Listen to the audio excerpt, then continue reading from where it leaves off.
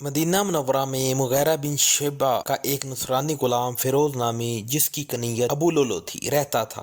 اس نے روز بازار میں فاروق اعظم رضی اللہ تعالی عنہ سے شکایت کی کہ میرا آقا مغیرہ بن شعبہ مجھ سے زیادہ محصول لیتا ہے، آپ کم کرا دیجئے۔ فاروق اعظم رضی اللہ تعالی عنہ نے اس سے دریافت کیا کہ کس قدر محصول وصول کرتا ہے۔ ابو لولو نے کہا 2 درہم روزانہ۔ فاروق اعظم رضی اللہ تعالی عنہ نے دریافت کیا کیا کام کرتا ہے؟ اس نے کہا نقاشی اور نجاری۔ آپ نے فرمایا ان سنتوں کے مقابلے میں یہ رقم زیادہ نہیں ہے، یہ سن لو۔ ابو لولو اپنے دل میں سخت ناراض ہوا۔ فاروق اعظم رضی اللہ تعالی عنہ نے پھر اس سے مخاطب ہو کر کہا کہ میں نے سنا ہے تو ایسی چکی بنانا چاہتا ہے جو ہوا کے زور سے چلتی ہے، تو مجھ کو بھی ایسی چکی بنا دے۔ اس نے جواب میں کہا بہت خوب، میں ایسی چکی بنا دوں گا کہ جس کی آواز اہل مغرب و مشرق سنیں گے۔ دوسرے روز نماز فجر کے لیے لوگ مسجد نبی صلی اللہ علیہ وآلہ وسلم میں جمع ہوئے۔ ابو لولو ایک خنجر لیے ہوئے مسجد میں داخل ہو گیا۔ جب نماز کے لیے صفیں درست ہو گئیں اور فاروق اعظم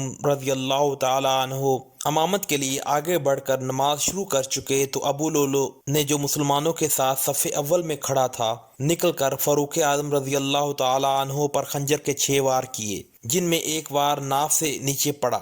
فاروق اعظم رضی اللہ تعالی عنہ نے فوراً حضرت عبد الرحمن بن عوف رضی اللہ تعالی عنہ کو کھینچ کر اپنی جگہ کھڑا کر دیا اور خود زخموں کے صدمے سے بے ہوش ہو کر گر پڑے۔ حضرت عبد الرحمن بن عوف رضی اللہ تعالی عنہ نے لوگوں کو اس حالت میں نماز پڑھائی کہ فاروق اعظم رضی اللہ تعالی عنہ زخمی سامنے پڑے تھے۔ ابو لولو اپنا وار کر کے مسجد نبی صلی اللہ علیہ وآلہ وسلم سے بھاگا۔ لوگوں نے اس کو پکڑنے کی کوشش کی، اس نے کئی اشخاص کو زخمی کیا۔ کلی بن ابی بکر رضی اللہ تعالی عنہ کو شہید کر دیا۔ بالآخر گرفتار کر لیا گیا، لیکن اس نے گرفتار ہوتے ہی خودکشی کر لی۔ نماز فجر پڑھ لینے کے بعد لوگ فاروق اعظم رضی اللہ تعالی عنہ کو مسجد سے اٹھا کر ان کے گھر لائے۔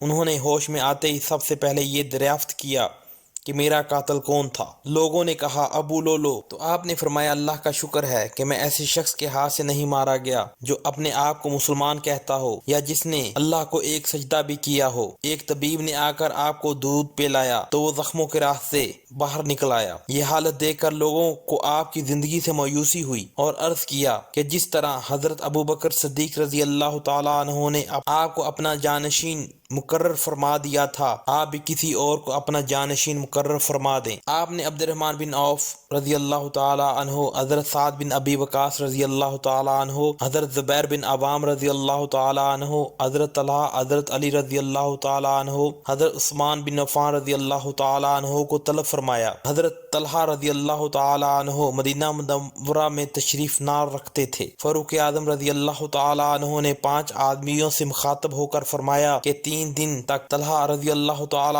عنہ کا انتظار کرنا، اگر وہ 3 روز تک آ جائیں تو ان کو بھی اپنی جماعت میں شامل کرنا، اور 3 روز تک نہ آئیں تو پھر تم 5 آدمی ہی مشورہ کر کے اپنے آپ میں سے کسی ایک کو اپنا امیر بنا لینا۔ اس کے بعد آپ نے اپنے بیٹے عبداللہ بن عمر رضی اللہ تعالی عنہ کو بلا کر کہا اگر لوگ خلافت امارت کے انتخاب میں اختلاف کریں تو تم کثرت کے ساتھ شریک ہونا، اور اگر فریقین برابر تعداد کے ہوں تو تم اس گروہ میں شامل ہونا جس میں عبد الرحمن بن عوف رضی اللہ تعالی عنہ شامل ہوں۔ پھر ابو طلحہ انصاری اور مقداد بن اسود رضی اللہ تعالی عنہ کو بلا کر حکم دیا جب یہ لوگ خلیفہ کے انتخاب و تقرر کی غرض سے ایک جگہ مشورہ کرنے جمع ہوں گے تو تم دونوں دروازے پر کھڑے رہنا اور کسی کو ان کے پاس نہ جانے دینا جب تک وہ مشورے سے فارغ نہ ہو جائیں۔ پھر آپ نے مذکورہ بالا حضرات کو مخاطب کر کے فرمایا جو شخص خلافت کے لیے منتخب ہو اس کو وصیت کرتا ہوں کہ وہ انصار کے حقوق کا بہت خیال رکھے، کیونکہ یہ وہ لوگ ہیں جنہوں نے حضرت صلی اللہ علیہ وآلہ وسلم مدد کی، مہاجرین کو اپنے گھروں میں ٹھہرایا۔ انصار تمہیں محسن ہیں، ان کے ساتھ تم کو احسان کرنا چاہیے، ان کی خطا